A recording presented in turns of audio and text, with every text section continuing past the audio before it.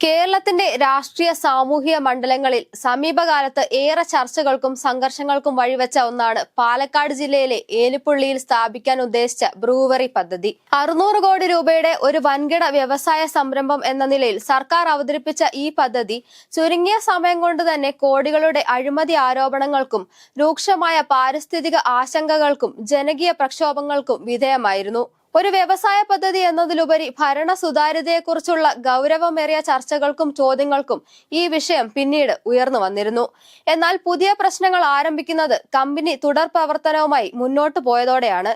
കമ്പനിയുടെ എല്ലാവിധ പ്രവർത്തനങ്ങളും തടയുമെന്നും വ്യക്തമാക്കിക്കൊണ്ടാണ് കോൺഗ്രസും BJPയും പാലക്കാടിന്റെ സമരമുഖത്ത് എത്തിയത്. ഇതിനു മറുപടിയായി കമ്പനി വ്യക്തമാക്കിയത് പ്രവർത്തനവുമായി നിലവിൽ മുന്നോട്ടു പോകാൻ ഉദ്ദേശിക്കുന്നില്ല, മറിച്ച് പരിസരം വൃത്തിയാക്കുക മാത്രമാണ് ചെയ്തത് എന്നായിരുന്നു. 2025ന്റെ തുടക്കത്തിലാണ് ഏലിപ്പുള്ളി ബ്രൂവറി വിവാദത്തിന് തിരികൊളുത്തുന്നത്. മധ്യപ്രദേശ് ആസ്ഥാനമായി പ്രവർത്തിക്കുന്ന മദ്യനിർമ്മാണ രംഗത്ത് നിരവധി സംസ്ഥാനങ്ങളിൽ സാന്നിധ്യമുള്ള ഒയാസിസ് കൊമേഴ്ഷ്യൽ പ്രൈവറ്റ് ലിമിറ്റഡ് എന്ന കമ്പനിക്ക് ഏലിപ്പുള്ളിയിൽ ഒരു സംയോജിത മദ്യനിർമ്മാണ യൂണിറ്റ് സ്ഥാപിക്കാൻ ഇടതുപക്ഷ സർക്കാർ അനുമതി നൽകിയിരുന്നു. ഇതിന് സർക്കാർ മുന്നോട്ടുവച്ച വാദങ്ങൾ പ്രകാരം 600 കോടി രൂപ മുതൽ മുടക്കുള്ള ഈ പദ്ധതി സംസ്ഥാനത്തിന് പലതരത്തിൽ ഗുണകരമാകും എന്നതാണ്. പദ്ധതി പൂർത്തിയാകുന്നതോടെ പ്രത്യക്ഷമായി 650 പേർക്കും പരോക്ഷമായി 2000-ലധികം പേർക്കും തൊഴിൽ ലഭിക്കുമെന്നായിരുന്നു. ഇതിൽ പ്രധാനപ്പെട്ട ഒന്ന് കൂടാതെ കേരളത്തിന് ആവശ്യമായ ഇന്ത്യൻ നിർമ്മിത വിദേശ മദ്യവും എക്സ്ട്രാ ന്യൂട്രൽ ആൽക്കഹോളും വലിയ തോതിൽ മറ്റ് സംസ്ഥാനങ്ങളിൽ നിന്ന് ഇറക്കുമതി ചെയ്യുകയാണ്. കഴിഞ്ഞ വർഷം മാത്രം 9.26 കോടി ലിറ്റർ സ്പിരിറ്റാണ് ഇത്തരത്തിൽ ഇറക്കുമതി ചെയ്തത്. സംസ്ഥാനത്തിനകത്ത് തന്നെ ഉൽപാദനം ആരംഭിക്കുന്നതിലൂടെ സർക്കാരിന് കോടിക്കണക്കിന് രൂപയുടെ നികുതി വരുമാനം വർദ്ധിപ്പിക്കാൻ ഇതിലൂടെ സാധിക്കും. 2023-24 വർഷത്തെ എക്സൈസ് നയത്തിന്റെ ഭാഗമായി സംസ്ഥാനത്ത് എക്സ്ട്രാ ന്യൂട്രൽ ആൽക്കഹോൾ ഉൽപാദനം പ്രോത്സാഹിപ്പിക്കാൻ സർക്കാർ തീരുമാനിച്ചിരുന്നു.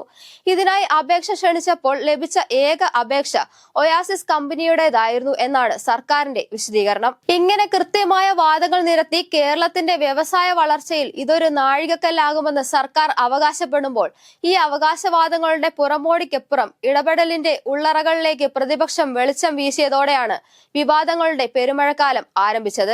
പ്രതിപക്ഷ നേതാവ് VD സതീശന്റെ നേതൃത്വത്തിൽ UDF ഈ നിലപാടിനെതിരെ ഗുരുതരമായ ആരോപണങ്ങളുമായി രംഗത്തെത്തിയിരുന്നു. ഒരു വ്യവസായ പദ്ധതി എന്നതിലുപരി ഇതൊരു വൻ അഴിമതിയാണെന്ന് പ്രതിപക്ഷ നേതാവ് ആരോപിച്ചത് 1999 ശേഷം പുതിയ ബ്രൂവറികൾക്കോ ഡിസ്റ്റിലറികൾക്കോ അനുമതി നൽകേണ്ടതില്ലെന്ന് ദീർഘകാല നയം നിലവിലിരിക്കെ അത് രഹസ്യമായി മാറ്റി ഒരു പ്രത്യേക കമ്പനിക്ക് വേണ്ടി മാത്രം അവസരമൊരുക്കിയത് എന്തിനാണെന്ന ചോദ്യമാണ് പ്രതിപക്ഷം ഉന്നയിച്ചത്.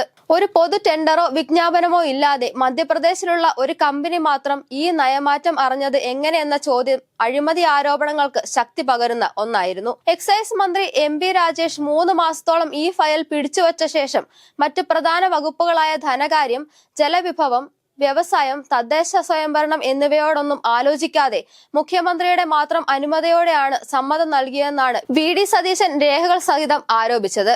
VD സതീശൻ ചൂണ്ടിക്കാട്ടിയ മറ്റൊരു പ്രധാനപ്പെട്ട കാര്യം ഒയാസിസ് കമ്പനിയുടെ ഭൂതകാലം അത്ര നല്ലതല്ലെന്നും ഡൽഹിയിൽ കോളിളക്കം സൃഷ്ടിച്ച മദ്യനയ അഴിമതി കേസിൽ ഈ കമ്പനിയുടെ ഉടമകൾക്ക് പങ്കുണ്ടെന്നും പഞ്ചാബിൽ ഭൂഗർഭജലം മലിനമാക്കിയതിന് കേന്ദ്ര സംസ്ഥാന മലിനീകരണ നിയന്ത്രണ ബോർഡുകളുടെ നടപടി നേരിട്ടവരാണെന്നുമുള്ള വിവരണങ്ങളായിരുന്നു. വേനൽക്കാലത്ത് കടുത്ത കുടിവെള്ളക്ഷാമം അനുഭവിക്കുന്ന ടാങ്കർ ലോറികളെ ആശ്രയിക്കുന്ന പാലക്കാടൻ ഗ്രാമമാണ് ഏലിപ്പുള്ളി.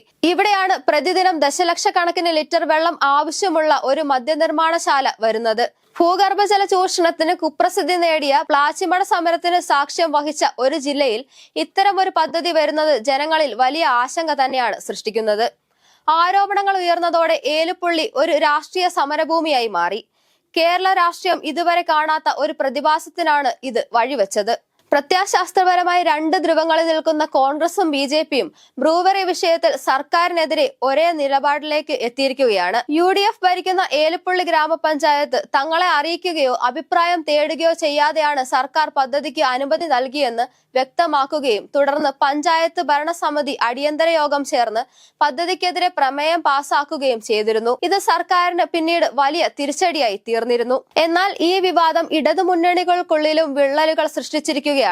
ഭരണത്തിലെ രണ്ടാമത്തെ വലിയ കക്ഷിയായ CPI പദ്ധതിയുമായി മുന്നോട്ടു പോകുന്നതിലുള്ള തങ്ങളുടെ വിയോജിപ്പ് പരസ്യമാക്കുകയും ജനങ്ങളുടെ ആശങ്കകൾ പരിഗണിക്കാതെയും മുന്നണിയിൽ വേണ്ടത്ര ചർച്ചകൾ ചെയ്യാതെയുമാണ് തീരുമാനമെടുത്തതെന്നും വിമർശിച്ചിരുന്നു. ഏലപ്പള്ളി ബ്രൂവറി വിവാദം കേവലം ഒരു വ്യവസായ പദ്ധതിയെ ചൊല്ലിയുള്ള തർക്കമല്ല.